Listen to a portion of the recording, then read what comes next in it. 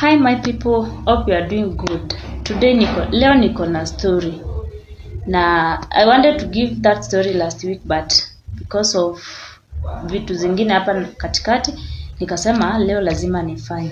So kuna hii siku niliibiwa. Sijui kama ushaibiwa vitu.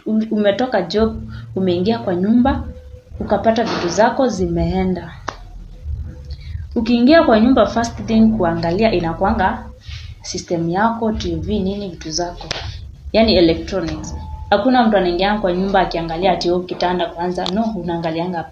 So, siku nilitoka job nikafika kwa nyumba. Kwanza nilitense ni mlango imefunguliwa. Haikuwa imefungwa na kufuli, niko nje. Kufungua nikashangaa ni mimi niko na kichwa mbaya ama ni nini. Kuingia nikapata TV yangu, ufue yangu na my saving box imeenda. Hakuna kitu kingine ilienda, ni hizo tu.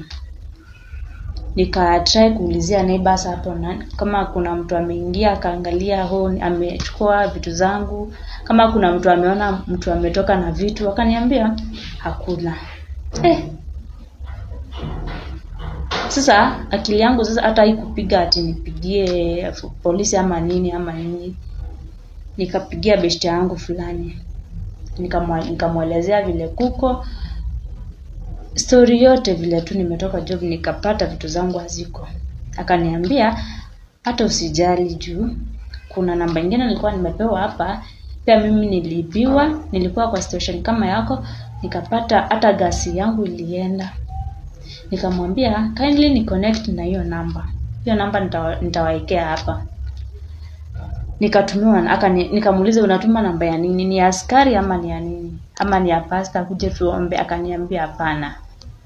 Ni ya daktari wa kienyeji mwenye hizo vitu zako zenye zilikuwa zimechukuliwa zitarudishwa. So beshte yangu kuongea na yeye akanitumia namba, nikamwambia haoni sawa. Nikapigia huyo daktari akanielekeza vile nitafanya nini, hata hakukuwa mambo mingi. Akaniuliza zilichukuliwa lini, nikamwambia ni leo. Hata hatufanya mambo mob, imagine. Akanipea maelekezo, then akaniambia vitu zako zitarudishwa kesho time kama the good thing with huyo daktari wa kienyeji aliniambia hakuna anatumianga to the peaceful way ya kurudisha vitu. Ama maybe pia wewe ukitaka, kama kuna wengine wanasemanga mtumie nyuki, mtumie nyoka, mtumie nini, akule nyasi.